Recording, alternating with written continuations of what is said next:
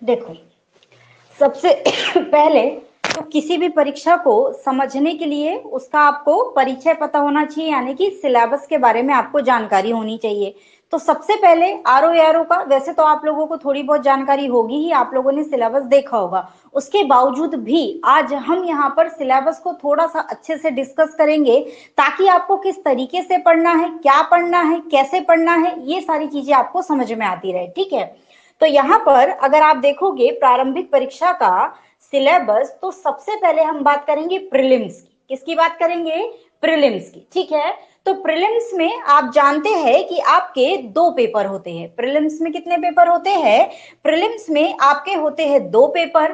पहला पेपर जो है वो आपका होता है सामान्य अध्ययन का। ठीक है, पहला पेपर किसका होता है? सामान्य अध्ययन। और दोनों ही जो पेपर होंगे आपके प्रीलिम्स के, वो दोनों ही कैसे होते हैं? वस्तुनिष्ठ होते हैं, जिसमें आपको 4 ऑप्शन होते हैं और आपको उनमें से एक को क्लिक करना होता है, या एक को टिक करना होता है, या गोला भरना होता है। ठीक है, चूंकि ऑफलाइन होते हैं तो हम क्या करते हैं? गोला ही भरते हैं। गोला भरने में भी कई लोगों से दिक्कत होती है, कई लोगों को समस्याएं होती है, आगे पीछे नंबरिंग कर जाते हैं, ए का बी में, बी का सी में भर जाते हैं, ऐसी भी समस्याएं होती कई लोगों के साथ।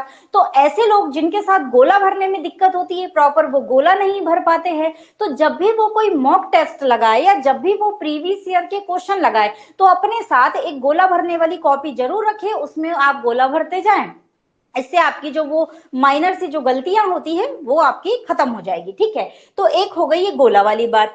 दूसरी बात ये कि जैसा मैंने कहा कि दो पेपर हो रहे हैं हमारे प्रीलिम्स में। अभी पहले प्रीलिम्स के सिलेबस के बारे में बात करेंगे, फिर मेंस के सिलेबस के बारे में। होल हम आज आरओ एआरओ के बारे में ही चर्चा करने वाले हैं इस पूरी क्लास में। ठीक है, अब यहाँ पर जो पहला पेपर हो रहा है आपका सामान्य अध्ययन, ये कुल कितने अंकों का हो रहा है? तो ये हो रहा है 140 अंकों का, यानी कि कुल एक प्रश्न भी आपको कितने मिल रहे हैं? 140 मिल रहे हैं। उसके अंक भी आपको कितने मिल रहे हैं? 140 मिल रहे हैं। और समय कितना मिल रहा है आपको? 2 घंटे का। अभी चूंकि एक कमेटी बैठी है, कमेटी के हिसाब से क्या चीजें तय होती है वो अभी हम नहीं बता सकते, लेकिन अभी हमारे पास यही पैटर्न है और इसी पैटर्न के आधार पर हम अभी आगे बढ़ेंगे। हाँ, भले ही पैटर्न ये बदल जाए पेपर का, लेकिन सिलेबस नहीं बदलने वाला, ये याद रखना। इसलिए हम ज्यादा चर्चा किस पे करेंगे? सिलेबस पे करेंगे। ठीक है, तो यहाँ पर अगर आप आरओ के सिलेबस को देखेंगे अच्छे से, तो थोड़ा सा आगे बढ़ते हैं, इसमें आप पाएंगे कि सबसे पहले और सबसे पहली लाइन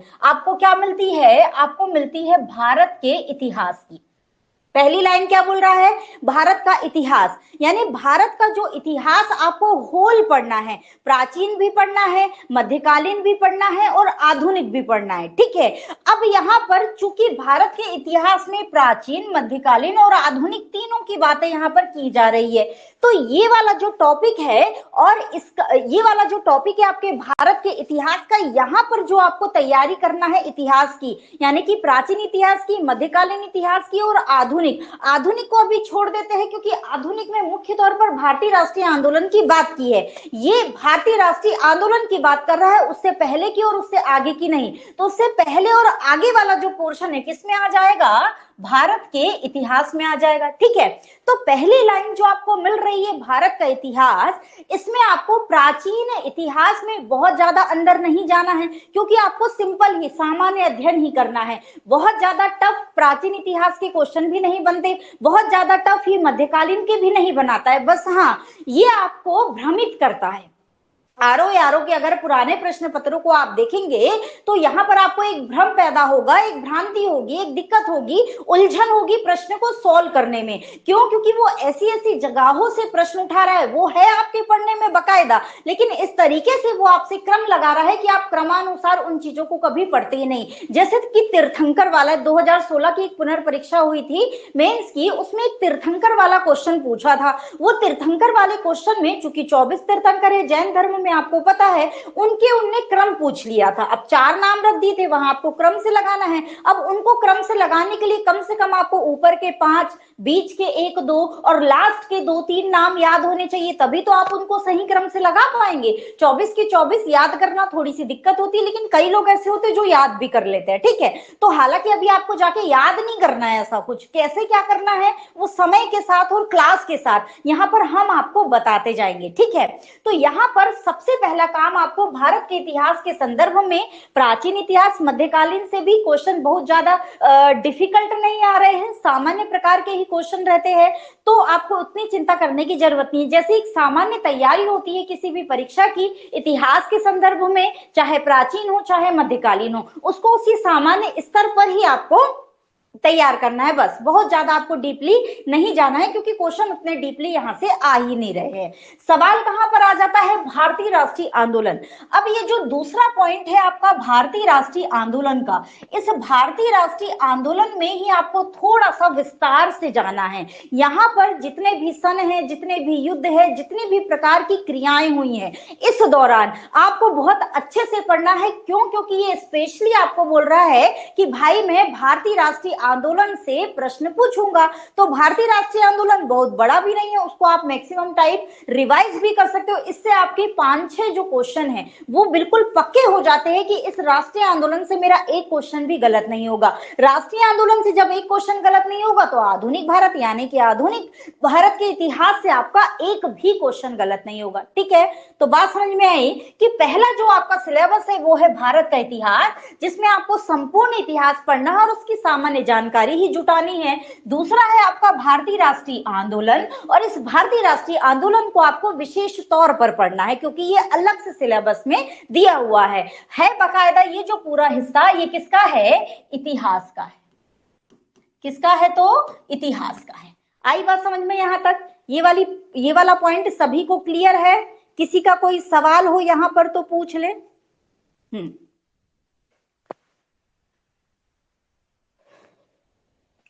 अब यहां पर आगे जब आप बढ़ोगे तो आपको मिलेगा भारतीय राज्य तंत्र। भारतीय राज्य तंत्र कहने का मतलब ये आपसे किसकी अपेक्षा कर रहा है कि आप पॉलिटी को पढ़कर आए। क्या कह रहा है कि आप पॉलिटी को पढ़कर आए। पॉलिटी में समस्त आप देखेंगे जितने भी एक्ट है, हालांकि एक्ट से तो कम ही क्वेश्चन रखे गए हैं, आज तक उतने ज्यादा एक्ट से आए नहीं है। ज्यादातर आप देखेंगे राष्ट्रपति हो गया, संसदीय प्रणाली हो गया, न्यायिक प्रणाली हो गया, संविधान संशोधन हो गया, इसके अलावा संविधान सभा हो गई, संविधान की विशेषता हो गई, ठीक है, अनुच्छेद हो गए, है ना, अनुसूचियां हो गई, भाग हो गए। कुछ इस प्रकार से पॉलिटी से आपसे क्वेश्चन बन रहे। बहुत ज्यादा टफ पॉलिटी से क्वेश्चन नहीं बनाता है, नॉर्मल क्वेश्चन ही रहते हैं और 7-8 क्वेश्चन से ज्यादा पॉलिटी से पूछे भी नहीं जा रहे हैं। तो इस चीज को याद रखना। लेकिन हाँ, इतिहास अपने आप में इंपॉर्टेंट है क्योंकि इतिहास से 20 से 22 तक के, मैक्सिमम 22 तक के प्रश्न अकेले इतिहास से पूछे गए हैं आरओ की परीक्षाओं में। ठीक है, तो इतिहास को हमको छोड़ना ही नहीं है क्योंकि इतिहास का जो पैटर्न आयोग बना करके चल रहा है वो अभी जो हम क्वेश्चन देखेंगे कि किस साल में कितने आए हैं उससे आपको समझ में आ जाएगा। रही बात पॉलिटी की, पॉलिटी को भी सामान्य स्तर पर ही आपको पढ़ना है। बहुत ज्यादा डीप या बहुत ज्यादा डिटेल में जाकर के या लक्ष्मीकांत जैसी बुकों का अध्ययन आपको नहीं करना है, मेरी बात याद रखना। इसलिए ऐसा बोल रही हूं कि 6 से 7 सवालों से ज्यादा पॉलिटी से आरओ में प्रश्न नहीं आ रहे हैं। तो आप सामान्य स्तर की ही तैयारी रखें, किसमें? पॉलिटी में। ठीक है, तो ये हो गया आपका एक पॉलिटी। अब जब आप आगे बढ़ोगे तो यहां पर आपको क्या मिलता है? अर्थव्यवस्था।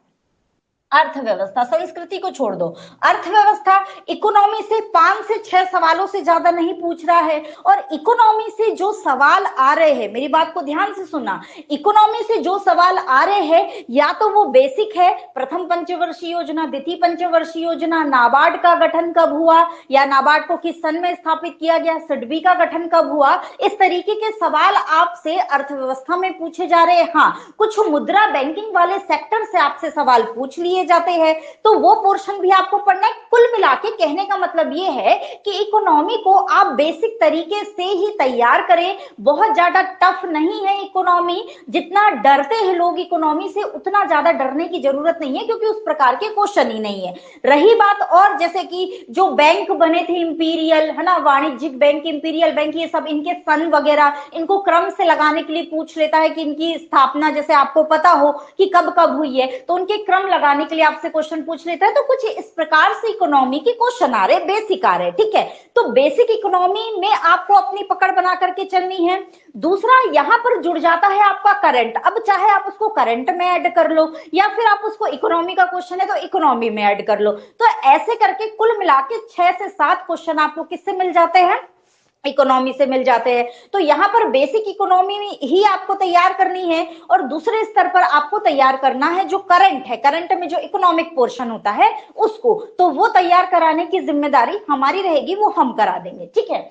अब यहाँ पर रही बात संस्कृति की, संस्कृति से तो देखा जाए तो यहाँ पर अगर अर्थव्यवस्था के साथ संस्कृति रखा हुआ है तो यहाँ पर भारत की संस्कृति के बारे में बात की जा रही है। भारत की संस्कृति के बारे में बहुत ज्यादा सवाल नहीं आते, नृत्य वगैरह, वादन वगैरह इनसे ही आपके आ जाते हैं। अगर कोई करेंटली कोई विश्व धरोहर बना है, कुछ इस प्रकार से जो सवाल है वो आपसे पूछ लिए जाते हैं, फलाना कोई मंदिर कहाँ पर है, इस तरीके से आपसे पूछ लिया जाता है संस्कृति के संदर्भ में। और ये जो संस्कृति वाले सवाल है इसको हम विविध में जोड़ देते हैं, तो वहां पर विविध में देखेंगे तो 7-8 से ज्यादा नहीं तो 2 आप इससे एक या एक क्वेश्चन, वैसे तो मान के चले एक आधी क्वेश्चन आपको कहां से मिल जाता है, संस्कृति से मिल जाता है, ठीक है। तो उसके लिए भी बहुत ज्यादा डिटेल में या बहुत ज्यादा डीप में नहीं पढ़ना होता है। बस अब तक मैंने जितना देखा है आरओ का पेपर और जितना अभी मैं कल से एनालिसिस कर रही हूँ लगातार, इससे पहले भी मैंने किया है और अभी मैं जब मुझे क्लास लेके आनी थी तब भी मैं अच्छे से एनालिसिस कर रही थी, तो मैंने ये पाया कि क्वेश्चन बहुत ज्यादा हाई लेवल के बनते ही नहीं है। क्वेश्चन सब कुछ आपकी आंखों के सामने होता है, सामान्य किताबों से होता है, लेकिन उसके बावजूद भी आपको कठिन इसलिए लगता है क्योंकि आपके कॉन्सेप्ट और फैक्ट दोनों ही क्लियर नहीं होते हैं। ये सबसे बड़ा कारण है आपका, ठीक है। तो डरने की आवश्यकता नहीं है। आरओ का पेपर अभी जो 2023 वाला आया था वो भी ठीक ठाक आया था, आपकी पकड़ में था पूरा पेपर, ऐसा नहीं कि कहीं से कुछ भी उठा के रख दिया था, बहुत अच्छा पेपर था और पूरा पकड़ में था, ठीक है। तो यहाँ पर इस चीज को समझना है आपको, है ना। तो बेसिक ही रहता है ना। अब यहाँ पर आगे बात करेंगे भारतीय कृषि, वाणिज्य एवं व्यापार की। तो भारतीय कृषि को हम भूगोल में ही ऐड कर लेते हैं। भारतीय कृषि, वाणिज्य, व्यापार ये कहाँ ऐड हो जाता है, आपके भूगोल में ही ऐड हो जाता है। भाई साहब भूगोल तो यूपी पीसीएस आरओ के लिए उसका फेवरेट टॉपिक है। भूगोल से कभी प्रश्न कम उसने किए ही नहीं है और एक साल तो भूगोल से 61 क्वेश्चन पूछे 2013 के पेपर में, 61 क्वेश्चन, समझ रहे हो। 2013 वालों की तो क्या लग गई होगी, किसी की चांदी हो गई होगी तो किसी की बैंड बज गई होगी, जिसकी ज्योग्राफी अच्छी होगी उसकी मन भर के हो गई होगी और जिसकी ज्योग्राफी खराब होगी उसकी तो बैंड बज गई होगी। तो भाई साहब उस समय 61 क्वेश्चन पूछे गए थे भूगोल से, अगर मैं करंट मिला के सब बताऊं तो भूगोल के संदर्भ में, ठीक है। तो यहाँ पर जो कृषि है उसको हम भूगोल में ही ऐड कर लेते हैं, वहीं पर आपको पूरी कृषि पढ़ाई जाती है। साथ ही वाणिज्य एवं व्यापार के संदर्भ में ये जो वाणिज्य और व्यापार वाला पोर्शन है ये अलग अलग पढ़ते हो आप। कैसे पढ़ते हो, एक जगह आपको नहीं मिलेगा। इसका कुछ हिस्सा आप इकोनॉमी के साथ पढ़ते हो, करंटली कुछ पोर्शन है उसको अगर मैं जोड़ना चाहूं तो करंट में भी जोड़ सकती हूँ। तो वाणिज्य और व्यापार का कुछ हिस्सा आप किसके साथ पढ़ते हो, इकोनॉमी के साथ पढ़ते हो, और कुछ किसके साथ पढ़ते हो, भूगोल के साथ पढ़ते हो। भूगोल के साथ भी पढ़ते हो और कुछ किस में पढ़ते हो, करंट में भी पढ़ते हो।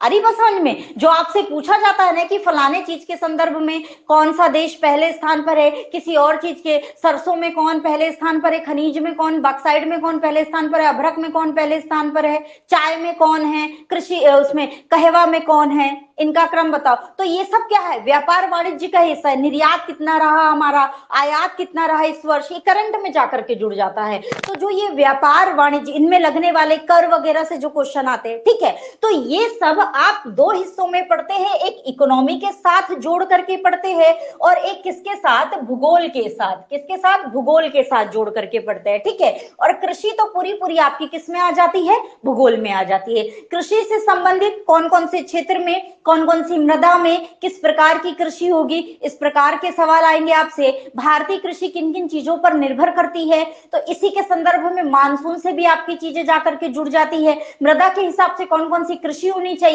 मृदा की उर्वरता कैसे बनाए रखेंगे, उसका पीएच मान, ये आदि आदि जो क्वेश्चन आप देखते हो वो सब आप भूगोल में पढ़ते हो। किसके अंतर्गत, भारतीय कृषि के अंतर्गत, तो वो भूगोल का ही हिस्सा है। तो इससे जो क्वेश्चन आते हैं उनको भी अपन किस में ऐड कर लेते हैं, भूगोल वाले पोर्शन में ही ऐड कर लेते हैं। ठीक है, अब यहाँ पर अच्छा एक चीज, जैसे कृषि के संदर्भ में जो नाबार्ड वगैरह है, ग्रामीण कृषि के संदर्भ में या लोन देने के संदर्भ में ग्रामीण क्षेत्रों को बढ़ावा देने, किसानों को बढ़ावा देने, तो इस प्रकार की जो संस्था है उनको जाकर के आप किस में जोड़ लो, इकोनॉमी में। तो कुल मिला के ये वाला जो टॉपिक है ये इकोनॉमी और भूगोल दोनों में आप मिक्स करके पढ़ते हैं। ये इसको अलग से कोई भी नहीं पढ़ाता, हमेशा इसको इकोनॉमी और भूगोल के साथ मिलाकर ही आपको पढ़ाया जाता है। ठीक है, बात समझ में आई मेरी यहां तक आप सभी को?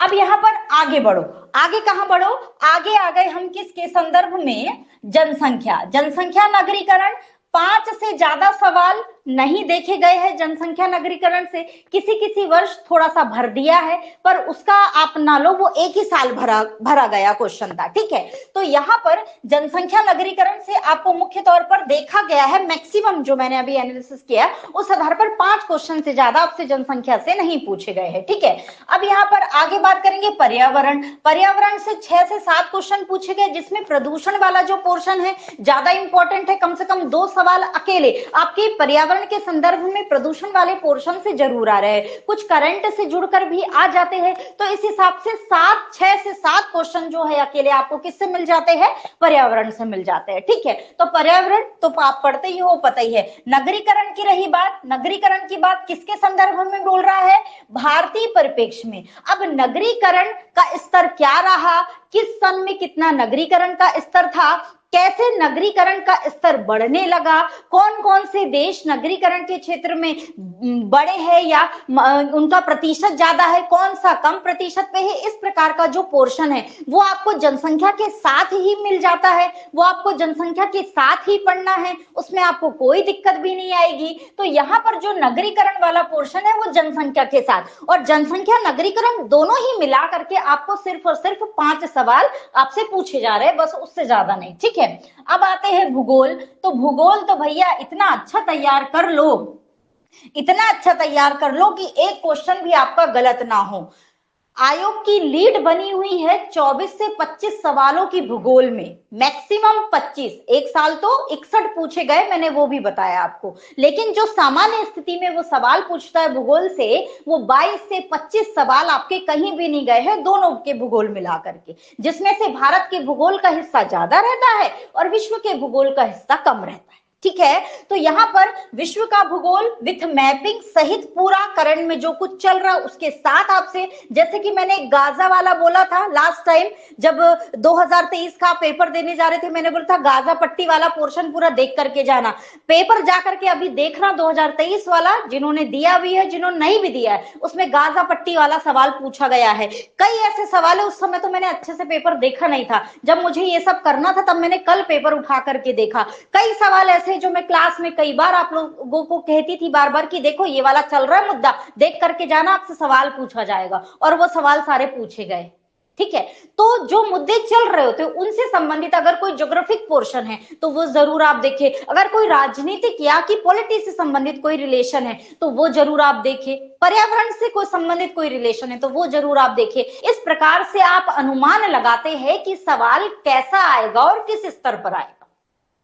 आई वो समझ में? तो यहां पर आपको ये चीज याद रखनी है, और भूगोल को तो बिल्कुल नजरअंदाज कोई भी मत करना। जिसने भूगोल नहीं पढ़ा या जिसने भूगोल की तैयारी नहीं की वो आरओ एआरओ को भूल जाना। ठीक है, तो अभी से कह रही हूं भूगोल फेवरेट है, समझ लो इसका सब्जेक्ट टॉपिक जो हो गया आजकल फेवरेट हो गया है यूपीपीसीएस का, अच्छे भर भर के सवाल पूछ रहा है यहां से। ठीक है, अब यहाँ पर सामान्य विज्ञान की रही बात, तो सामान्य विज्ञान से 12 से 15 क्वेश्चन आपको देखने को मिलेंगे, जिसमें फिजिक्स, केमिस्ट्री, बायोलॉजी। ठीक है, ये 3-4 चीजें आपसे पूछी जा रही है। ठीक है, बायो से क्वेश्चन का थोड़ा सा ज्यादा होता है, बाकी से थोड़ा कम होता है, तो बायो पे थोड़ा ज्यादा फोकस करेंगे। बाकी रहते क्वेश्चन सामान्य स्तर के भी है ना, सामान्य स्तर के ही रहते हैं क्वेश्चन, बहुत ज्यादा टफ नहीं रहते, तो विज्ञान को भी डील करना उतना ज्यादा दिक्कत नहीं होगी किसी के भी लिए। ठीक है, अब यहाँ पर रही करंट की बात, तो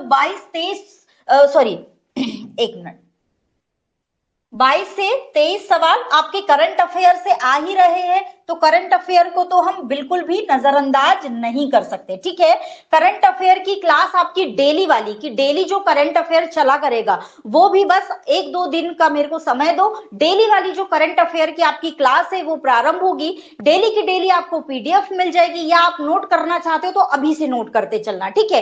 रही बात इससे पहले का पूरा पोर्शन अपन घटना चक्र से क्लियर कर लेंगे, जैसा कि अपन कर रहे हैं यूपीपीसीएस के लिए। चूंकि समय का अभाव हो गया, हमारे पास बोर्ड लेट आया, इस वजह से हम अपना करंट नहीं बना पाए, लेकिन अब 2-3 दिन में ही आपको इसके आगे के जो करंट मिलेंगे वो अपना करंट मिलेगा, मतलब हमारे द्वारा बनाया हुआ ही मिलेगा। लेकिन उससे पहले का अब क्यों मेहनत करें, घटना चक्र है उसी से हम लोग कंप्लीट कर लेंगे। तो आरओ वाले सभी लोग एक एक घटना चक्र ले लो, नवंबर तक का उनका इससे हो जाएगा। इसके आगे का डेली मैं आप लोगों को कंप्लीट करा दूंगी, फिर आप लोगों को ज्यादा दिक्कत नहीं होगी, ठीक है। तो करंट अफेयर अपन आखिरी के लिए रखेंगे ही नहीं, उसको अपन अभी से तैयार करते चलेंगे, ठीक है। डेली उसकी मॉर्निंग में रहा करेगी 15 मिनट की, 15-20 मिनट की क्लास, वो आप देख लिया करना, ठीक है। चलो अब यहाँ पर सामान्य बौद्धिक क्षमता यानी कि तर्क शक्ति परीक्षण की आपसे बात की जा रही है। यहाँ पर रीजनिंग और मैथ के सवाल आपसे पूछे जाते हैं, जिनमें रीजनिंग के सवालों की संख्या ज्यादा होती है और मैथ के सवालों की संख्या कम होती है।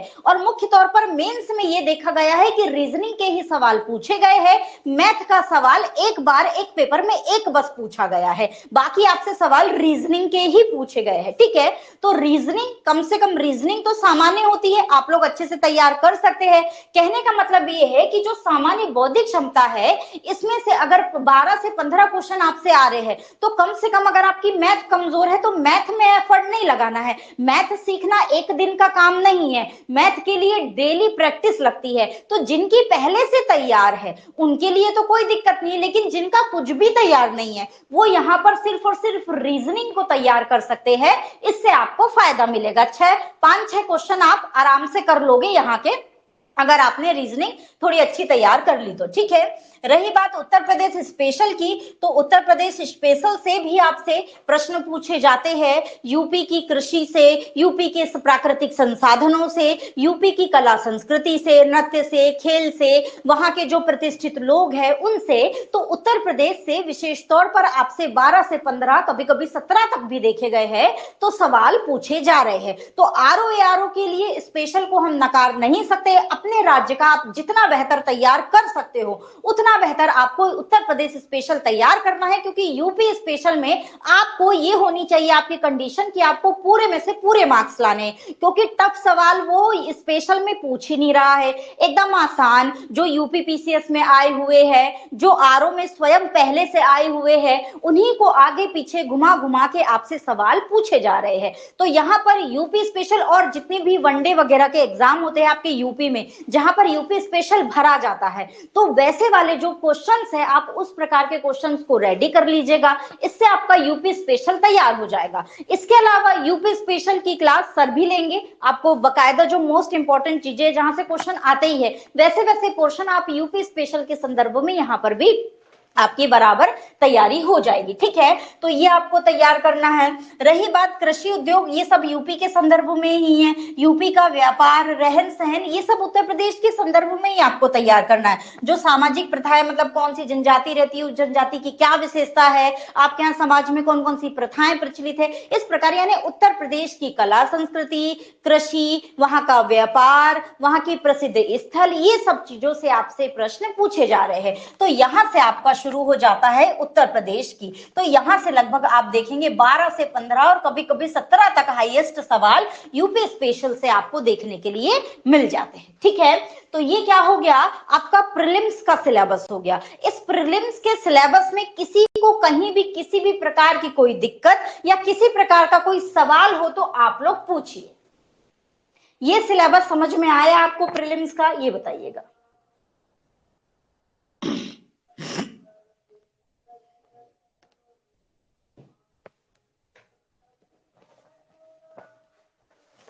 गुड इवनिंग देवदत्त जी।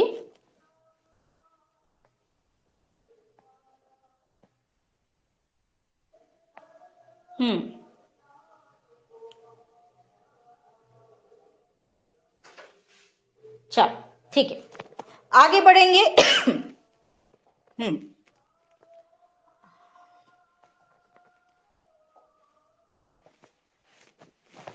अगला है आपका सामान्य हिंदी का, जो होता है आपका फर्स्ट पेपर के बाद सेकंड शिफ्ट में वर्तमान स्थिति के अनुसार। हालांकि अभी कुछ नया ऐसा आया नहीं है, तो अपन अभी कुछ वैसी बात नहीं करेंगे, अपने को बस सिलेबस से मतलब है। नया पैटर्न क्या आता है, कमेटी द्वारा क्या डिसाइड किया जाता है, वो फिर अपन बाद में देखेंगे, ठीक है। अब यहाँ पर ये है आपका हिंदी का प्रारंभिक परीक्षा का। इसमें कोई बहुत ज्यादा प्रॉब्लम नहीं है, कोई दिक्कत नहीं है। आपको 6 टॉपिक है, इन 6 टॉपिक को उसने क्राइटेरिया बना दिया है कि भाई मैं सबसे 10-10 सवाल पूछूंगा, तो इसमें कोई दिक्कत ही नहीं है आपको। तो यहाँ पर जो हिंदी का पेपर है, इसमें प्रश्न होंगे आपके 60, नंबर भी आपको कितने मिलेंगे 60। तो वहां आपके पहले पेपर में 140 थे, अभी कितने हो गए 60, यानी कि प्रीलिम्स आपका कुल 200 नंबर का होता है, और इस 200 नंबर में से ही आपकी क्या बनती है, प्रीलिम्स की कट ऑफ बनती है, जिसमें आप मेंस के लिए क्वालिफाई होते हैं। दोनों नंबर जुड़ के ही इनकी कट ऑफ बनती है, तो दोनों ही पेपर आपके लिए इंपॉर्टेंट होते हैं, ठीक है। यहाँ पर देखा गया है कि कई लोगों ने 58, कई लोगों ने 59 और कई लोगों ने 60 में 60 प्रश्न भी सही किए हैं। तो हिंदी में अच्छे से तैयारी करने का फिर से मौका मिल गया है आपको, बेहतर आप तैयारी कर सकते हो। एक विलोम से आपके प्रश्न आएंगे 10, वाक्य और वर्तनी शुद्धि से आएंगे 10, अनेक शब्दों के एक शब्द से आएंगे 10, तत्सम तद्भव शब्द से आएंगे 10, विशेष और विशेषण से आएंगे 10 और पर्यायवाची से आएंगे 10, ठीक है। 2023 के लिए जो मैंने हिंदी पढ़ाई थी आप लोगों को, उसमें से जब 2023 के कुछ छात्र पेपर देके आए और जिन्होंने बस वही हिंदी पढ़ के गई थी, उन्होंने बोला कि हमसे 57 सवाल सही हो गए, हमसे 58 सवाल सही हो गए। मैंने इंपॉर्टेंट पढ़ाया था, बहुत ज्यादा जबरदस्ती का कचरा भर के नहीं पढ़ाया था, सिर्फ इंपॉर्टेंट चीजें पढ़ाई थी। उतने में से ही उनको सारे प्रश्न मिल गए थे, ठीक है। तो हिंदी के लिए आप निश्चिंत रहो। और अब तो बोर्ड भी आ गया है, तो अब तो और बेहतर तरीके से मैं आपको काफी सारा कंटेंट हिंदी के संदर्भ में, और ऐसा कि जिसमें आपके कम से कम 58 से 59 सवाल आप सही करके आओगे, उतना जितना मैंने दिया है, अगर आपने उसको बार बार रट लिया तो, ठीक है।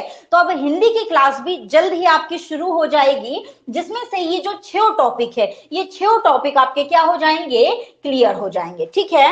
अब आ जाते हैं मुख्य परीक्षा के पाठ्यक्रम पर, ठीक है। मुख्य परीक्षा का जो पाठ्यक्रम है, उसमें पहला जो पेपर होगा सामान्य अध्ययन का, सेम वही सिलेबस है इसका जो प्रीलिम्स का है, ठीक है। इसका सिलेबस सेम आपका वही है जो आपके प्रीलिम्स का सिलेबस है, ठीक है। मुख्य परीक्षा में जो पहला पेपर, कुल 4 पेपर होंगे मुख्य परीक्षा में, कुल कितने पेपर होंगे, 4 पेपर होंगे, ठीक है।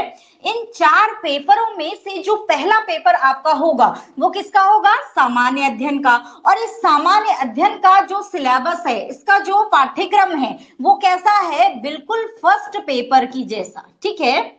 किसके जैसा है, बिल्कुल फर्स्ट पेपर के जैसा है, यानी कि जो प्रीलिम्स में आप पहला सामान्य अध्ययन का पेपर करके आते हो 140 क्वेश्चन, वैसा ही आपको यहाँ करना है। बस अंतर क्या है कि यहाँ पर 20 क्वेश्चन क्या हो जाएंगे, आपके कम हो जाएंगे, यानी कि माइनस हो जाएंगे, ठीक है।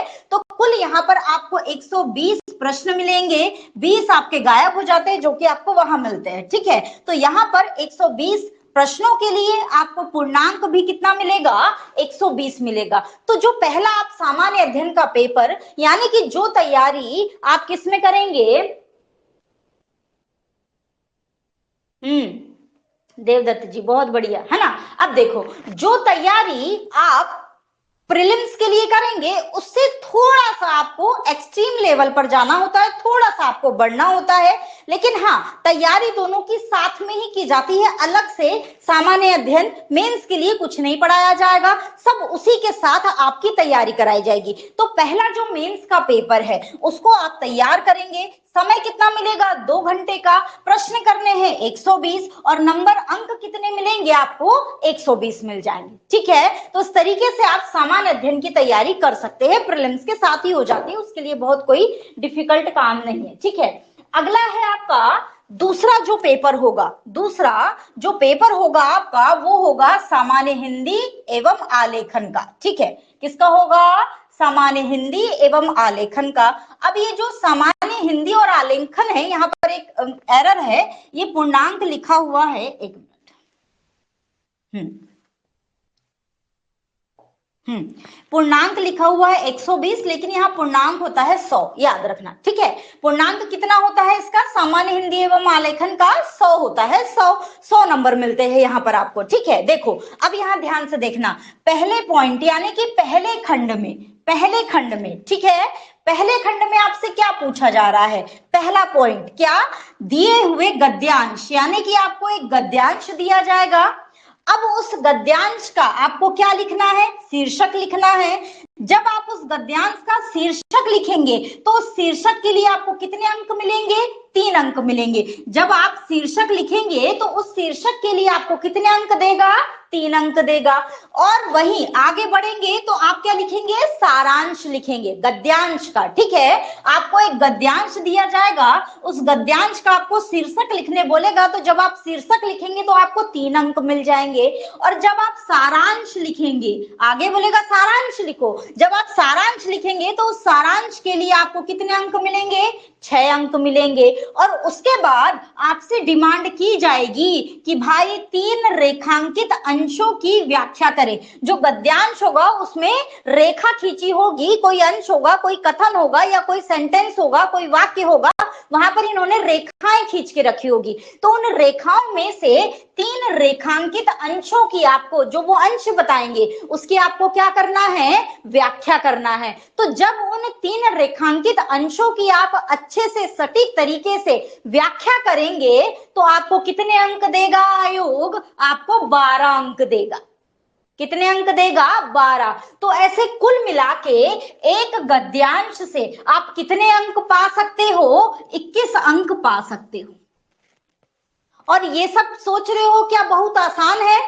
बहुत आसान नहीं है। जो ये आपको समय मिला है ना 3 महीने का, इसको भगवान की देन ही समझो अपने लिए, ठीक है। इसको भगवान की देन ही समझो। अभी भी मिला होगा लोगों को ज्यादा समय, लेकिन किसी ने भी मेंस के तरफ किसी का भी रुझान नहीं गया होगा, सब प्री का ही हवा लेकर के बैठे होंगे। लेकिन मैं आपको बता दूं कि बार बार प्री पढ़ने से, सिर्फ प्री पढ़ने से प्री नहीं होता है। मेंस आपको पढ़ना होता है ताकि आप फाइनल सिलेक्शन ले जाएं। हमको फाइनल सिलेक्शन लेना है, ठीक है। और अभी जो समय हमको मिला हुआ है उसमें हम प्री और मेंस को कैसे साथ में लेकर के चलेंगे, इस पर भी मैं बहुत अच्छी चर्चा करूंगी। आप लोग बने रहिएगा, या आज हो पाया तो आज, नहीं तो कल हम बात करेंगे कि प्री और मेंस दोनों को साथ में कैसे लेकर के हम चले, ताकि हमारी मेंस और प्री दोनों की तैयारी बेहतर ढंग से होती रहे और हमको कोई दिक्कत ना हो। क्योंकि अभी का जो समय मिला हुआ है, ये जो 3 महीने हैं, इसको अपने लिए गोल्डन चांस ही समझिएगा, सुनहरा मौका समझिएगा, ठीक है। ये मौका हाथ से गया तो फिर आरओ को भूल जाना, 2-3 साल बाद ही फिर आरओ आने वाला है, इतने जल्दी फिर आरओ नहीं आने वाला है, ठीक है। चलो आई बात समझ में। अब यहां पर देखो, ये हो गया पहला पॉइंट। दूसरे पॉइंट में आपसे क्या कह रहा है कि किसी दिए हुए सरकारी पत्र का, ध्यान से, किसी दिए हुए सरकारी पत्र का सारणी रूप में आपको सार लेखन करना है, ठीक है। हालांकि पत्र वाली बात आपसे सर विशेष तौर पर चर्चा करेंगे, विशेष तौर पर पत्रों के बारे में आपसे चर्चा करेंगे। आपको उत्तर प्रदेश के विभिन्न विभागों के प्रपत्र, अधिसूचनाएं, ज्ञापन, विज्ञप्ति, ये सब दिखाई जाएगी, उसका फॉर्मेट भी दिखाया जाएगा बकायदा। यहाँ पर आपको विभिन्न आयोगों के, जैसे वास्तव में होते हैं शासकीय क्षेत्रों के, या वास्तव में होते हैं संस्थाओं के, एक संस्था दूसरी संस्था को भेजती है, कोई अपने कलीग को भेजता है, कोई किसी अधिकारी को भेजता है, या ऊपर से भारत सरकार की तरफ से किसी राज्य सरकार को आता है। इस तरीके के सारे पत्र आपको ऑफिशियली यहाँ पर दिखाए जाएंगे विभिन्न संस्थानों के। इससे आपको बेहतर तैयारी करने में मदद मिलेगी। पत्र लेखन के मामले में बहुत अच्छी तैयारी होती है अगर शासकीय पत्रों के माध्यम से तैयारी की जाती है तो। उनमें से उस सर आपको समय समय पर बताते रहेंगे, देते रहेंगे, याद रखना, ठीक है। तो इस तरीके से आपको ये जो सरकारी पत्र मिलेगा जिसका आपको सारणी रूप में सार लिखना है, उसके लिए आपको कितने अंक मिल जाएंगे? कुल 15 अंक मिल जाएंगे, ठीक है। इसके बाद आगे बढ़ेंगे तो अगला है पत्राचार, जिनकी मैं बात कर रही थी और जिनको सर आपको विभिन्न जो संस्थान है उनके दिखाएंगे। शासकीय अर्धशासकीय पत्र कैसे होते हैं, इसका हम फॉर्मेट भी सीखेंगे कि कैसे ये होते हैं पत्र, ठीक है, कैसे इनको लिखा जाता है, तो इनका बकायदा फॉर्मेट भी आप सीखोगे। कैसे आपके यहाँ यूपी में या विभिन्न जितनी भी सरकारें, चाहे मध्य प्रदेश का ले लो चाहे कहीं का भी ले लो, ठीक है, तो जितने भी सरकारी जो पत्र है जैसे चलते हैं एक से दूसरे को जिस तरीके से भेजे जाते हैं, उन सब का पहले फॉर्मेट आपको सीखना होता है। फिर वो किस मामले के लिए है, किस तरीके से आपसे पूछा गया है, उस मामले में आप किस तरीके से लिख सकते हो या किस तरीके से आपको लिखना है कि आपको जवाब मांगना है या आपको सूचना देना है कि आपको सूचना मांगना है। इस तरीके से विभिन्न प्रकार के पत्रों की कैटेगरी होती है, वही सब आपको यहाँ पर सिखाया जाएगा। और ये एक दिन में नहीं आता है, काफी समय लगता है इन चीजों को समझने के लिए, इन चीजों को सीखने के लिए, ठीक है। इसलिए बार बार कह रही अभी अच्छा मौका है, अब अपने आप को मेंस की तरफ मोल्ड करना शुरू कर दो, ठीक है। अब यहाँ पर अगला है कार्यालय का आदेश, ज्ञापन और परिपत्र, विज्ञप्ति, टिप्पण, प्रतिवेदन और अनुस्मारक, ये सारे पैटर्न के पत्र आपको दिखाई जाएंगे और बकायदा आपको सिखाया जाएगा कि किस तरीके से आपको इसको क्या करना है, तैयार करना है, ठीक है। और ये जो पूरे टोटल 3 पत्र आपको दिए जाएंगे, इनमें से किसी भी प्रकार का ये कितने अंकों का रहेगा, टोटल 24 अंकों का रहेगा, ठीक है। इसके बाद अगला जो इसके आगे का आपसे पूछा जाएगा वो आपसे पूछा जाएगा परिभाषित शब्दावली, यानी कि आपको क्या करना है, परिभाषित करना है, ठीक है। यहाँ जो हिंदी का सिलेबस दिया है ना, यहाँ पे यूपीपीसीएस में जो सॉरी आरओ के लिए जो हिंदी का सिलेबस दिया है, ये एमपीपीएससी के मेंस का सिर्फ आधा है। एमपीपीएससी के मेंस का सिर्फ ये आधा है, इससे दुगना सिलेबस है हिंदी का एमपीपीएससी के मेंस का, ठीक है। और ये सेम ये सारी चीजें हैं, ये सारी चीजें हैं जितनी यहाँ पर दी रही, हिंदी अंग्रेजी अंग्रेजी हिंदी, ये सारी चीजें ऐसे ही पूछी जाती है वहां पर भी, ठीक है। तो ये इंपॉर्टेंट होता है, ये एक दिन में नहीं आता, मैं अपने पे से बता रही हूँ, ये एक दिन में तैयार नहीं होगा, इसके लिए आपको समय देना होता है, टाइम देना होता है, दिमाग खपाना होता है, बार बार रटना होता है, बार बार समझना होता है। ये तो शब्द आपको रटने ही पड़ेंगे। ये जो प्रशासनिक और वाणिज्यिक शब्दावली वाले आपसे पूछे जा रहे हैं, इनको सिवाय रटने के आपके पास और कोई रास्ता नहीं है, क्योंकि ये इतने सामान्य, ये अंग्रेजी से हिंदी और हिंदी से अंग्रेजी सामान्य शब्द नहीं होते जिनका आप कर सकते हो। नॉर्मल जो अंग्रेजी सीखता है या अंग्रेजी बोलता है वो भी नहीं कर पाता है, वो भी नहीं कर पाता है, ठीक है, याद रखना। तो यहाँ पर इसको सीखना होता है, बार बार पढ़ना होता है, रोज 5-5 10-10 शब्द याद करने होते हैं, पेज में लिख के रखने होते हैं, पेज में लिख लो 5 शब्द 10 शब्द रोज याद करो, जब वो याद हो जाए उसको हटाओ, फिर 10 शब्द लिख लो, फिर वो 10 शब्द याद हो जाए उसको हटाओ, फिर 10 शब्द लिख लो। तो ऐसे करके इनको तैयार करना होता है, ठीक है, डिफिकल्ट होता है, ऐसे मैंने किया है इसलिए मैं आपको बता रही हूँ। तो इस तरीके से करनी होती है तैयारी बहुत सारी चीजों की। मुहावरे और लोकोक्ति ये भी बहुत अच्छा है, पढ़ने में भी मजा आता है। इसमें से कुछ चीजें जो मेरी अच्छी खासी तैयार है वो मैं आप लोगों को पढ़ा दूंगी, ठीक है। बाकी जो है बच्चा बच्चा वो सर पढ़ाएंगे, पत्र वगैरह तो सर ही पढ़ाएंगे, बाकी ये सारी चीजें मैं आपको पढ़ा दूंगी, ठीक है। चलो अब यहाँ पर रही निबंध की बात, तो निबंध का पूरा मेरा ही है, थोड़े बहुत सर पढ़ाएंगे तो पढ़ाएंगे। तो ये पेज भी हो गया है ना, तो ये एक हो जाता है आपका एक पेपर, ठीक है। अगला आप आएंगे, हाँ अच्छा, उसमें जो पहला खंड है उसमें एक चीज याद रखना कि एक कंप्यूटर भी, आपसे कंप्यूटर के भी प्रश्न आते हैं, 10 प्रश्न आएंगे कंप्यूटर के 10 अंकों के, ठीक है।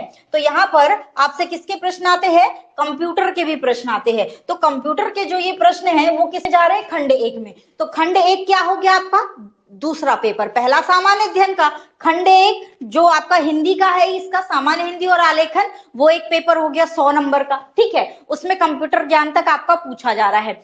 अगला जो है, जो तीसरा पेपर आपका होगा, थर्ड पेपर, ये है आपका थर्ड पेपर, थर्ड पेपर, ठीक है। ये जो आपका थर्ड पेपर है, यहाँ पर है सामान्य शब्द ज्ञान और व्याकरण। कैसा पूछ रहा है, वस्तुनिष्ठ प्रकार का पूछ रहा है, बस जो सेम आरओ का प्रीलिम्स का सिलेबस है, याद रखो, जो आरओ का सेम प्रीलिम्स का सिलेबस है, उस प्रीलिम्स के सिलेबस में पर्यायवाची शब्द को हटा दो, पर्यायवाची को छोड़ करके आपको सारी चीजें हैं, पर्यायवाची को छोड़ दो तो आपको क्या है, सारी चीजें हैं। कौन कौन सी? विलोम। लेकिन प्रश्नों की संख्या कम हो गई है, 6 प्रश्न पूछे जाएंगे। वहां कितने पूछ रहे थे? 10-10 पूछे थे, यहाँ पर सिर्फ 30 ही प्रश्न आएंगे आपको, ठीक है। हाँ, दूसरा क्या है? वाक्य एवं वर्तनी शुद्धि, 6 क्वेश्चन। अनेक शब्दों के एक शब्द, 6 क्वेश्चन। तत्सम और तद्भव शब्द, 6 क्वेश्चन। विशेष और विशेषण, 6 क्वेश्चन। अब इसमें बहुत ज्यादा एफर्ट लगाना नहीं है, जो हमने पहले प्रीलिम्स के लिए हिंदी की तैयारी की उसी में इसका भी काम आपका आराम से निपट जाएगा, ठीक है।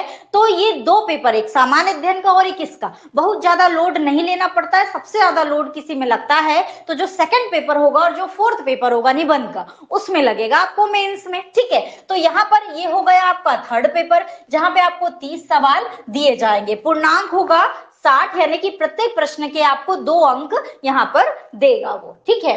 अगली बात आती है किसकी? निबंध की। अगली बात आती है निबंध की, और निबंध का जो पेपर हो रहा है आपका, ये हो रहा है 120 नंबर का। कितने नंबर का हो रहा है? 120 नंबर का ये पेपर हो रहा है। अब यहाँ पर जो इसके लिए समय मिल रहा है आपको निबंध के पेपर के लिए 3 घंटे का, 3 घंटे का। 3 घंटे में आपको 3 निबंध लिखने हैं। कितने निबंध लिखने हैं? 3 निबंध लिखने हैं। और ये जो 3 निबंध है, तीनों 600 शब्दों के आपके निबंध है, ठीक है। 6 तिया 18, यानी कि 1800 शब्द आपको 3 घंटे में लिखने हैं। ये हैबिट बनाने में समय लगता है, क्योंकि सोचना भी है। क्या करना है?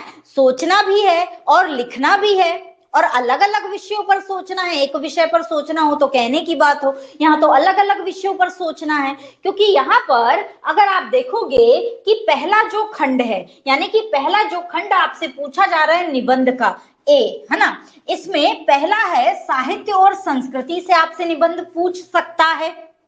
साहित्य और संस्कृति से आपसे निबंध पूछ सकता है, आपसे सामाजिक क्षेत्र से निबंध पूछेगा, आपसे राजनीतिक क्षेत्र से निबंध पूछेगा। तो आपको यहाँ में से कोई 1 या 2 टॉपिक से निबंध मिल जाएंगे, ठीक है, निबंध मिल जाएंगे, जिसमें से आपको एक निबंध का चयन करना है और एक निबंध को लिखना है, एक निबंध को लिखना है, ठीक है। तो यहाँ पर बात समझ में आई कि इस तरीके से आपको यहाँ पर क्या करना होगा?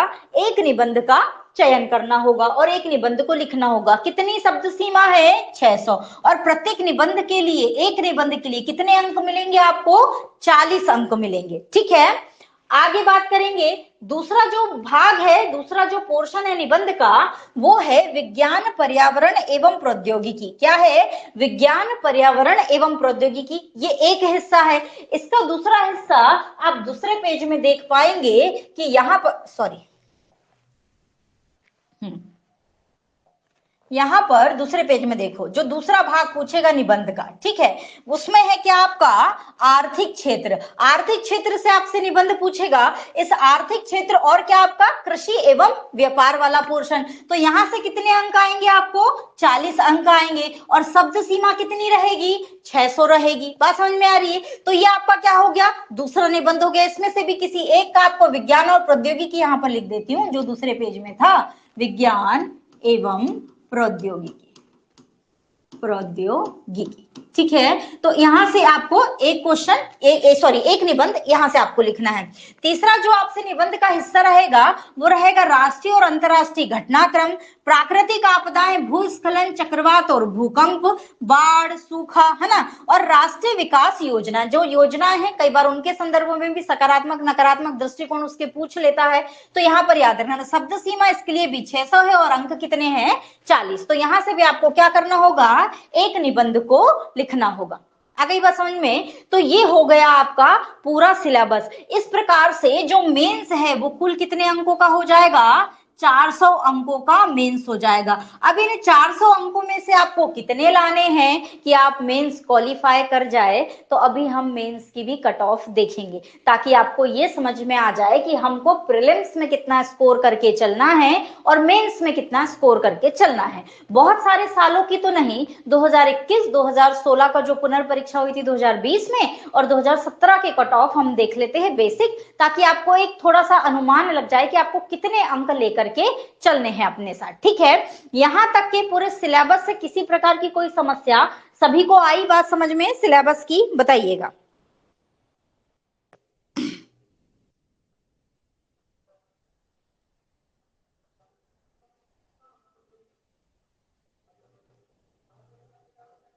आई राहुल जी। हम्म हम्म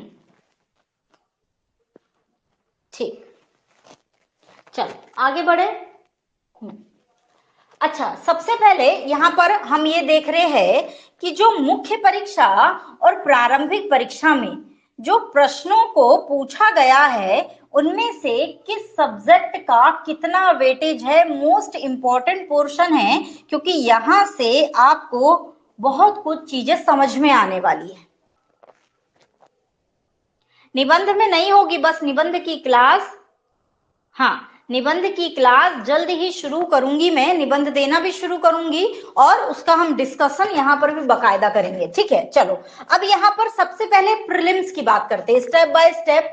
क्या है आपका प्रारंभिक परीक्षा में पूछे गए प्रश्न, किस सब्जेक्ट से आपके कितने प्रश्न पूछे गए हैं, वही मैं यहाँ पर आपको बताने जा रही हूँ। ठीक है, देखो 2023 जो अभी पेपर क्या हो गया था, आउट हो गया था। इस आउट हुए पेपर में इतिहास से आपको मिले हैं 21 सवाल। कितने? 21 सवाल। जियोग्राफी से कितने सवाल थे? 26 सवाल।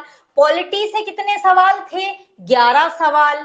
साइंस से कितने थे? 14 सवाल। इन्वायरमेंट से कितने थे? 6 सवाल। इकोनॉमी से कितने थे? 10 सवाल। करंट अफेयर से कितने थे? 15 सवाल। उत्तर प्रदेश स्पेशल से 11। ये विविध है ना? हाँ, तो विविध से आपको मिले 9 और जनगणना से आपको मिले 2 और मैथ और रीजनिंग से आपको मिले 15। यहाँ रीजनिंग भी कर लो, आर लिख देती हूँ, है ना। मैथ और रीजनिंग से कितने मिल गए आपको? 15 मिल गए। दिखाई दे रहा है ना बोर्ड में? दिख रहा है कि नहीं बताओ?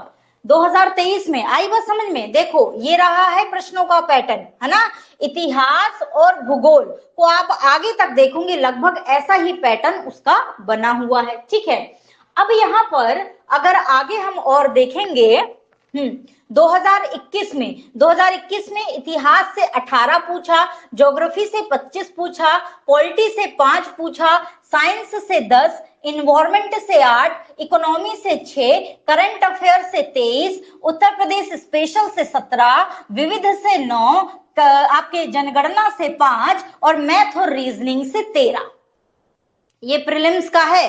ठीक है, आई बात समझ में? आगे देखोगे 2017 का जो पेपर हुआ उसमें 22 सवाल इतिहास से, 11 भूगोल से, 7 पॉलिटी से, 19 साइंस से, इन्वायरमेंट से 5, इकोनॉमी से 5, करंट अफेयर से 24, यूपी स्पेशल से 17, विविध से 3 और आपके जनगणना से 12 और आपके मैथ और रीजनिंग से 15। देखो जनगणना से जो क्वेश्चन का अमाउंट बढ़ा है वो यहाँ पर एक बार किस में बढ़ा है? 2017 में, और एक बार बढ़ा है 2010 में। ठीक है, आ रही बात समझ में? अब यहाँ पर 2016 का जो पुनर्परीक्षा हुई थी उसमें 19 सवाल पूछा था इतिहास से, 20 भूगोल से, पॉलिटी से 9 पूछा था, साइंस से 11, इन्वायरमेंट से 7, इकोनॉमी से 6, करंट अफेयर से 25, यूपी स्पेशल से 16, विविध से 8, जनगणना से 5 और मैथ और रीजनिंग से 14। यहाँ पर मैं आपको बता दूं रीजनिंग में से अगर जिसको मैथ नहीं आती, बिल्कुल भी नहीं आती, वो यहाँ पर 6 से 7 सवाल, कभी कभी 8 तक के सवाल देखे गए हैं रीजनिंग से।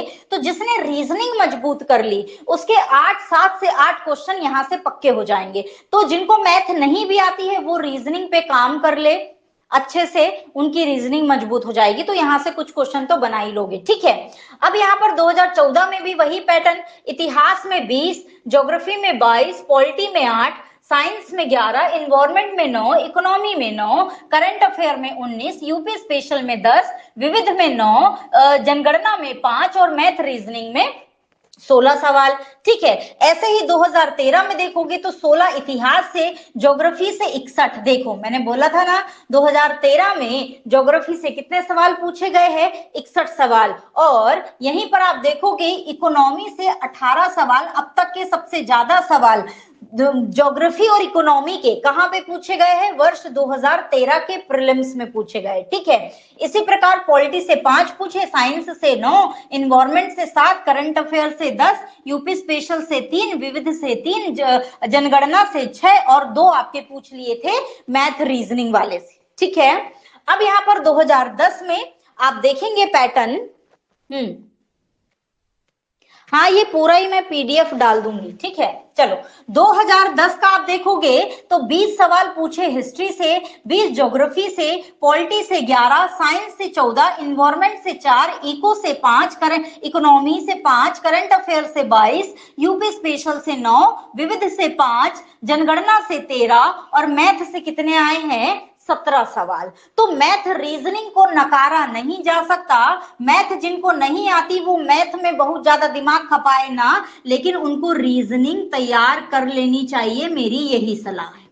उनके लिए मेरी यही सलाह है कि उनको रीजनिंग तैयार कर लेनी चाहिए, कम से कम 6-7 सवाल आपके अंडर पे होंगे, ठीक है। तो याद रखना, यहां तक की बात समझ में आई। तो ये पूरा पैटर्न है। इस पैटर्न के हिसाब से हमको एक चीज समझ में आती है कि हम इतिहास को वैसे तो छोड़ किसी को भी नहीं सकते, ना जाने कब मुंड फिरे, किसका पोर्शन ज्यादा बढ़ जाए, किसका पोर्शन कम हो जाए, हम ये नहीं सोच सकते हैं, ठीक है।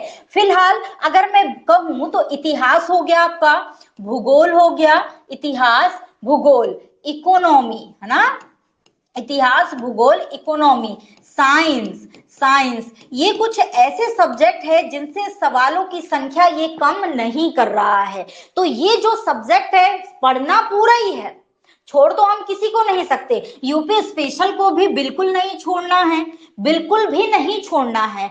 15 औसत, अगर औसतन हम इसकी बात करें तो 15 सवालों की बात है, 15 नंबर की बात है, तो छोड़ना बिल्कुल नहीं है। तो यूपी स्पेशल को घोटना शुरू कर दो अभी से।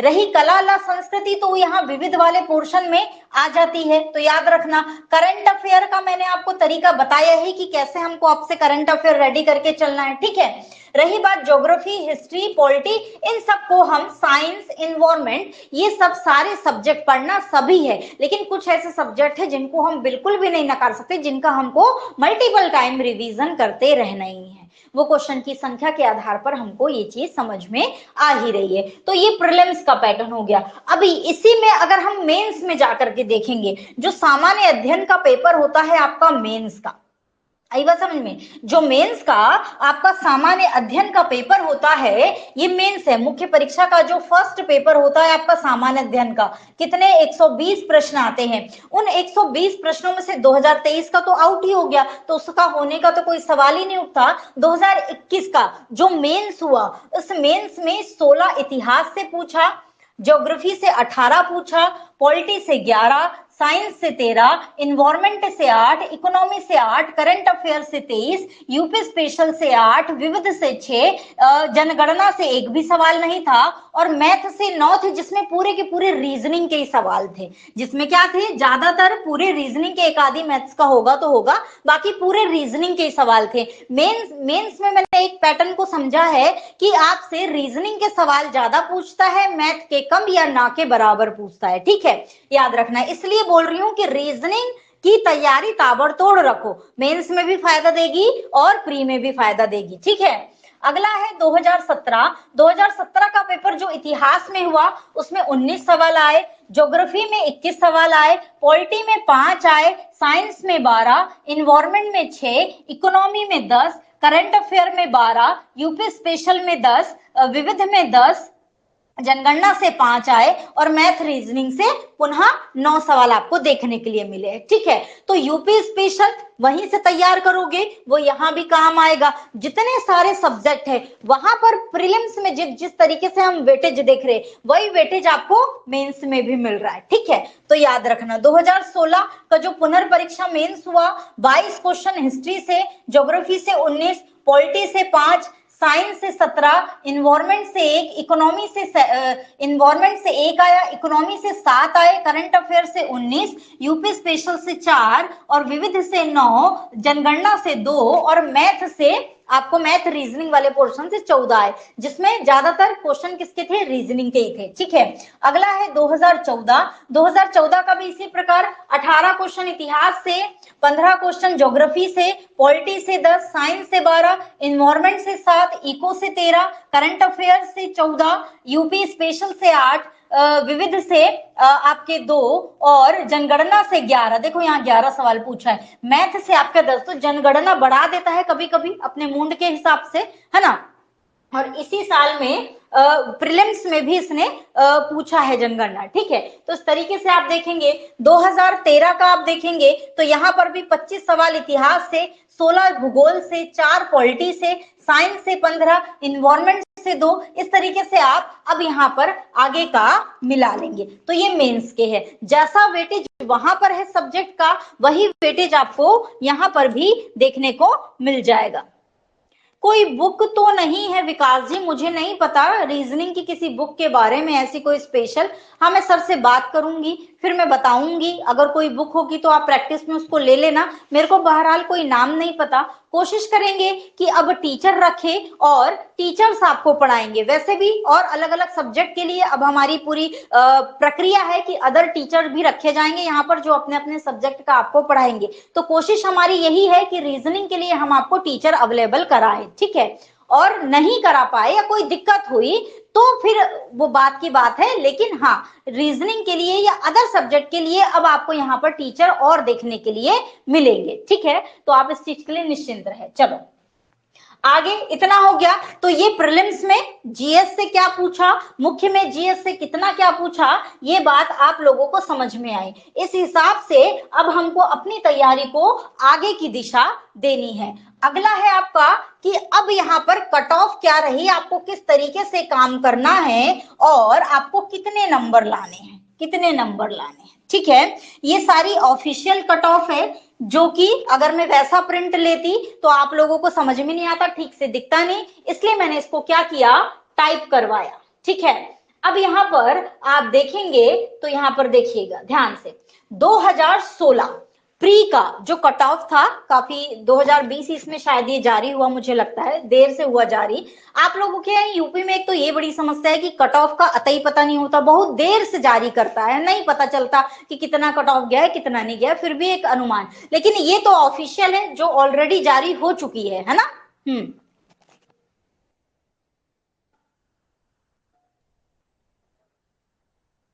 हाँ हाँ हाँ टीचर रखेंगे मनीष जी, अब तो टीचर रखेंगे ही भैया। अब तो आएंगे ही टीचर, है ना। चलो देखो यहाँ पर कट ऑफ देख लेते पहले। देखो तो 2016 में यूआर यानी कि जो जनरल कैटेगरी है उनका कट ऑफ गया था 129, कितने में से, आउट ऑफ 200 यानी कि 200 में से, ठीक है। एससी यानी अनुसूचित जाति, शेड्यूल कास्ट, एससी अनुसूचित जाति का गया 117, एसटी यानी जो जनजाति होती है ना, सॉरी जनजाति होती है उनका गया 102, ओबीसी का कितना गया 132, ठीक है। ये 120 कहाँ का है, ये महिला वाले का है, ठीक है। चलो आई बात समझ में।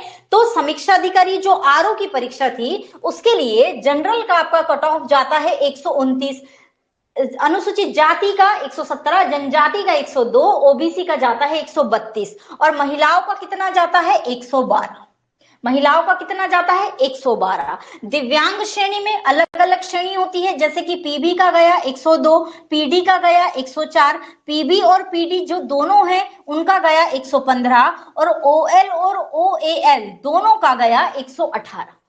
ये किसका है, प्रीलिम्स का कट ऑफ है आपका, है ना। आई बात समझ में। तो यहां पर आप देख रहे हो 129, अभी ये 16 की बात है, अभी हम और बात करेंगे आगे की, ठीक है। हाँ आरटीआई से तो 2021 वाले का पता चला है, उससे पहले के तो किया ही है लेकिन बहुत लेट किया है आयोग ने, है ना। देखो लेखा वाले का, ऑडिट वाले का, आरओ दोनों के लिए जो कट ऑफ गई थी वो गई थी 93, यूआर की किसकी, जनरल की, ठीक है। अनुसूचित जाति की कितनी गई 98, ओबीसी की कितनी गई 110 और महिलाओं की कितनी गई 95 गई, ठीक है। ये आरओ एआरओ दोनों के लिए जो ऑफिशियल कट ऑफ जारी की गई थी उसमें लेखा लिखा हुआ था, समीक्षा अधिकारी, सहायक समीक्षा अधिकारी दोनों, तो दोनों की कट ऑफ यही गई थी, यूआर की 93, अनुसूचित जाति की 98, ओबीसी की 110, महिला की 95, ठीक है। अब यहाँ पर जो सहायक समीक्षा अधिकारी यानी कि एआरओ की थी, तो एआरओ की यूआर की गई थी 127 यानी जनरल की, अनुसूचित जाति की 117, ओबीसी की 127 और महिला की कितनी गई थी 120 गई थी, कितनी गई थी 120, ठीक है। इसी प्रकार आप आगे देखेंगे तो यहाँ पर 2016 का मेंस का कट ऑफ, मेंस का पेपर कितने का हो रहा है, एक मिनट, मेंस का पेपर कितने का हो रहा है, मैंने आपको बोला ना 400 का हो रहा है, कितने का हो रहा है, सॉरी, हाँ, मेंस का पेपर कितने का हो रहा है,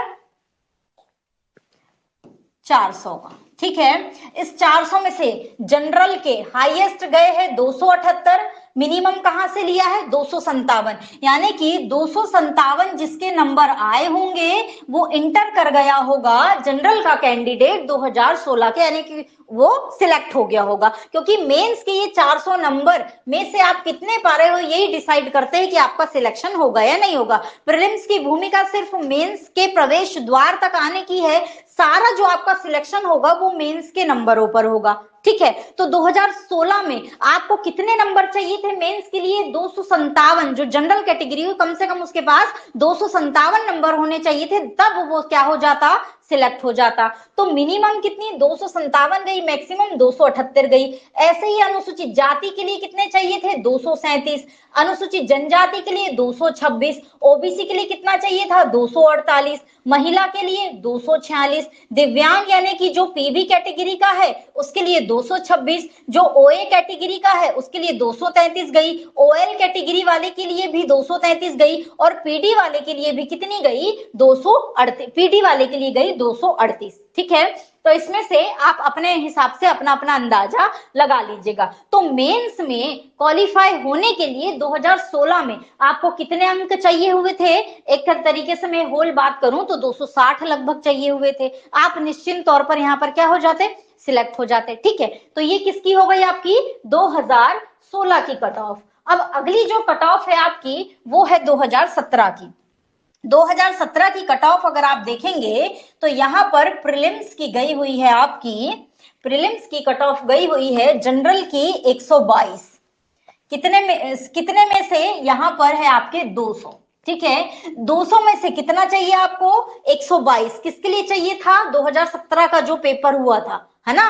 और एससी की गई कितनी 105, एसटी की गई कितनी 184, ओबीसी की 122, महिला की 112, दिव्यांग में पीबी की गई 97, पीडी की गई 92, ओएल ओए और ओएल की गई 112। अब यहाँ पर एक चीज मैं आपको बता दूं, जहां आपने अभी 2016 में देखा कि जनरल की कट ऑफ गई 129, वहीं आपने 2017 में देखा कि जनरल की कट ऑफ आ गई 122 पर।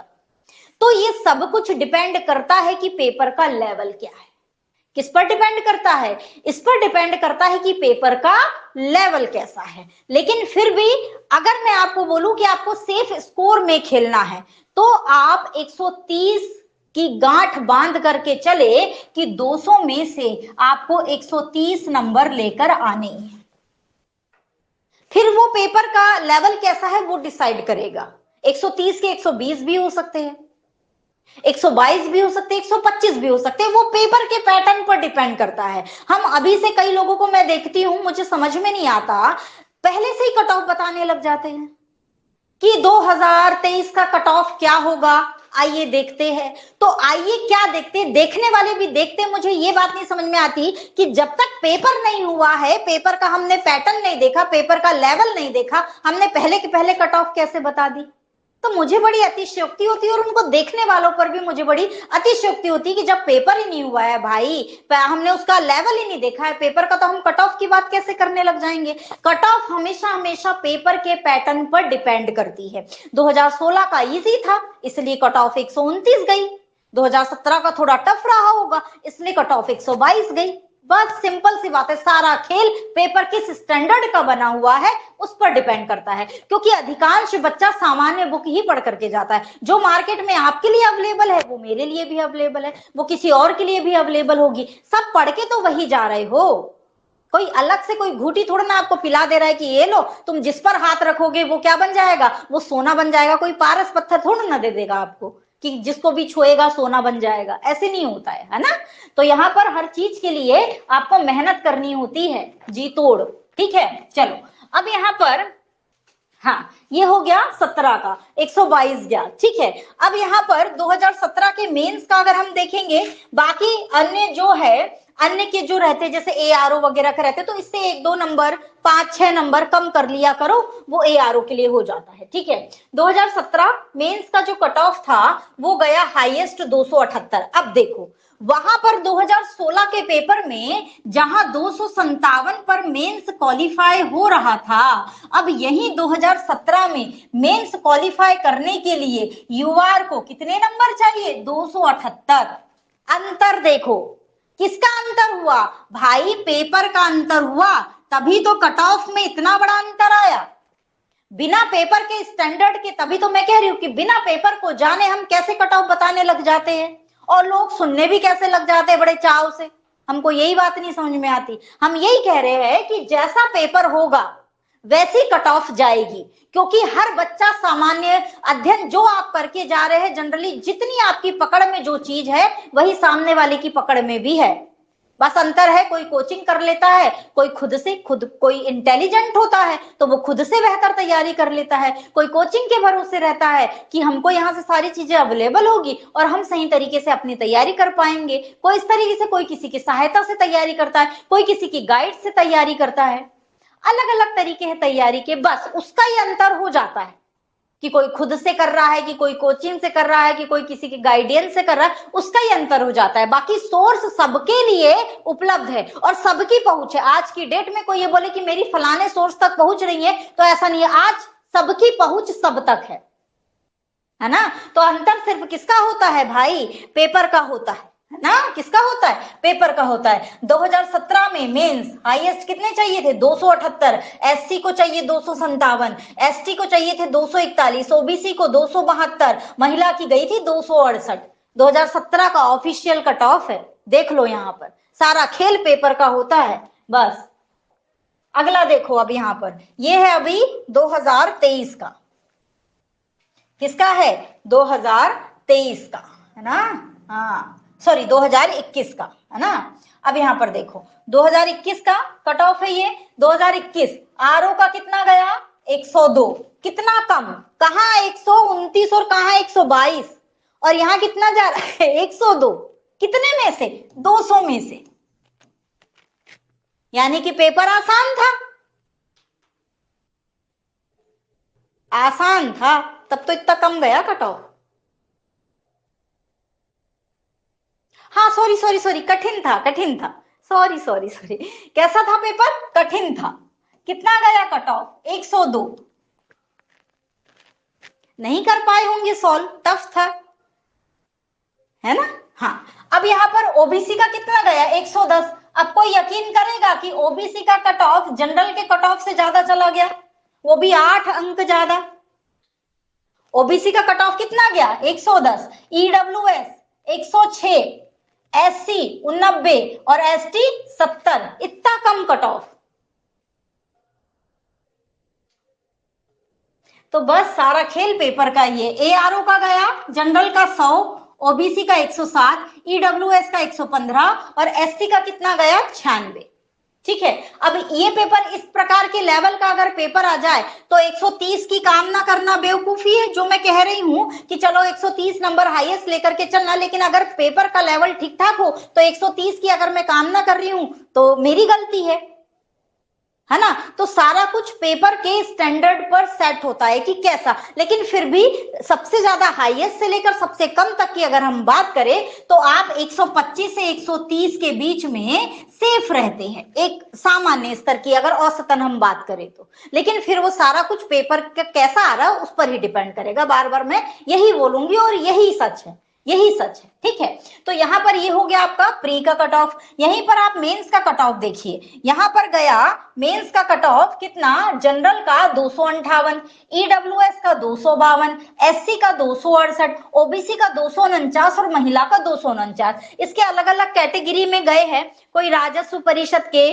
कोई आपके लेखा के। तो इनमें से थोड़े थोड़े अंक आप कम कर दीजिएगा, 2 4 5 10 ऐसे अंक कम कर देंगे तो वो अलग अलग अपनी अपनी कैटेगरी के। एक होल जो आया कट ऑफ वो आया 258 पे जनरल का हुआ सिलेक्शन, ईडब्ल्यूएस वाले का 252 पर, एससी का 238 पर, ओबीसी का 249 पर और महिला का भी 249 पर। तो मेंस का अब तक का हमने जो देखा है उसमें लगभग हाईएस्ट कितना गया है 278। कितना गया है 278। यहां पर देख रहे हो आप 278। ये पेपर आसान रहा होगा तभी इसका क्या चला गया 278 चला गया। तो हाईएस्ट यहाँ पर 278 गया, पिछले में 257 गया था, अगले में कहा गया 258 गया। तो मैं ये कह दूं कि 260 अगर हम एक औसतन बात करें, पेपर अगर सामान्य स्तर का है तो 260 अगर आप मेंस में ले आते हो तो आप सिलेक्शन के बिल्कुल नजदीक हो। 260 प्लस अगर आप मेंस में ले आते हो तो आप सिलेक्शन के बिल्कुल नजदीक हो, और प्रीलिम्स में 125 से 130 आप ले आते हो तो आप सिलेक्शन यानी मेंस के लिए क्वालिफाई, प्रीलिम्स क्वालिफाई करने के लिए आप बिल्कुल मतलब आप उसके बिल्कुल करीब हो। पेपर अगर नॉर्मल रहा जैसे कि 17-18 इन सबके रहे हो उस हिसाब से। लेकिन अब जैसा ट्रेंड बदल रहा है ना, 2021 में जैसे बदला, 2023 का जो अभी पेपर आपने देखा था उसका जो ट्रेंड बदला, ये सारी चीजें जो बदलाव हुई है आरओ के पैटर्न में, जिस तरीके से पहले सवाल पूछे जाते थे और जिस तरीके से अब आप देख रहे थे कथन कारण का कितना सवाल रखा हुआ था 2023 के पेपर में। हाँ सामान्य बातें थी, लेकिन उसके बावजूद जो सिर्फ आरओ की तैयारी करता है उसके लिए थोड़ा सा डिफिकल्ट हो जाता है पेपर, क्योंकि वो उतना ज्यादा कॉन्सेप्ट पर ध्यान नहीं देता, वो सिर्फ और सिर्फ फैक्ट फैक्ट फैक्ट फैक्ट वही पढ़ने में लगा रहता है। तो उन जैसे छात्रों के लिए दिक्कत किया होगा पेपर। लेकिन हाँ जो यूपीपीसीएस में रमे हुए हैं, जिन्होंने यूपीपीसीएस की प्रॉपर तैयारी की है या जो यूपीएससी का बंदा है उसके लिए वो पेपर सामान्य होगा। तो ऐसे ही लोग फिर क्वालिफाई कर जाते हैं, है ना। तो पेपर जैसे बदल रहा है, 2021 का देख लो आप, 2023 का देख लो, जिस तरीके से ट्रेंड बदल रहा है पेपर का उस तरीके से ही हमको तैयारी करनी है। जैसे क्वेश्चन के लेवल बदल रहे, किसका वेटेज ज्यादा है किसका वेटेज कम है, ये सारी चीजों में जो बदलाव हो रहा है, जैसा कि अभी हमने सारा कुछ देखा, उसके माध्यम से एक चार्ट हमने बनाया था, है ना, एक चार्ट हमने बनाया था। इस चार्ट में हमने देखा, है ना, कि किस तरीके से क्वेश्चन आपसे किससे कितने पूछे जा रहे हैं। तो ये सब चीजें जब आप समझते हो और इन सब चीजों के आधार पर जब आप अपने लिए एक रणनीति तैयार करते हो, तब आप सही दिशा में काम कर रहे होते हैं, बेहतर काम कर रहे होते हैं और इसके आपको सकारात्मक परिणाम देखने के लिए अवश्य ही मिलते हैं। तो शुरुआत करेंगे हम कल से। इसके आगे की रही बात, किसी का कोई सवाल हो तो आप लोग पूछ सकते हैं। हाँ, कट ऑफ भी अप डाउन हो रही है, और कहने का मतलब ये है क्वेश्चन जो सब्जेक्ट्स होते हैं उनको भी आयोग कई सब्जेक्ट्स को अप डाउन कर रहा है। किसी का एकदम हाई कर दे रहा है क्वेश्चन पूछने की क्वांटिटी, किसी की कम कर दे रहा है। किसकी कम करेगा किसकी ज्यादा करेगा इसका भी कोई खास अनुमान नहीं लगाया जा सकता है, ठीक है। तो कुल मिला के यहाँ पर वेटेज तो आपको सारे सब्जेक्ट को देना ही है, लेकिन हाँ जिनका एक ट्रेंड चला हुआ है जैसे इतिहास हो गया, भूगोल हो गया, इनसे क्वेश्चन नहीं ही कम हो रहे हैं। साइंस हो गया, यूपी स्पेशल हो गया, ये कुछ ऐसे सब्जेक्ट है जिनसे क्वेश्चन कम नहीं कर रहा है बल्कि बढ़ा रहा है। अब तक ज्यादातर बढ़ाई ही है, कम नहीं किए हैं। तो ऐसे सब्जेक्ट हमारे बिल्कुल मुंह जबानी हमको अच्छे से रटे होने चाहिए और अच्छे से विथ कॉन्सेप्ट समझे होने चाहिए, ठीक है। तो इतनी चीजें आपको समझनी है। तो आज के लिए हम यहीं तक के हमारी बात को विराम देते हैं। किसी का कोई सवाल नहीं है ना। तो ये जो पीडीएफ है आप लोगों को ग्रुप में डाल दी जाएगी, लेकिन जिसने क्लास किया होगा उसी को समझ में आएगा, जिसने नहीं किया होगा उनको कैसे समझ में आएगा। तो जिन लोगों को समस्या हुई है क्लास करने में वो सर से कांटेक्ट करके अलग से आप बात करके क्लास आपको सर ज्वाइन करवा देंगे, आप लोग देख लीजिएगा बाकी लोग, ठीक है।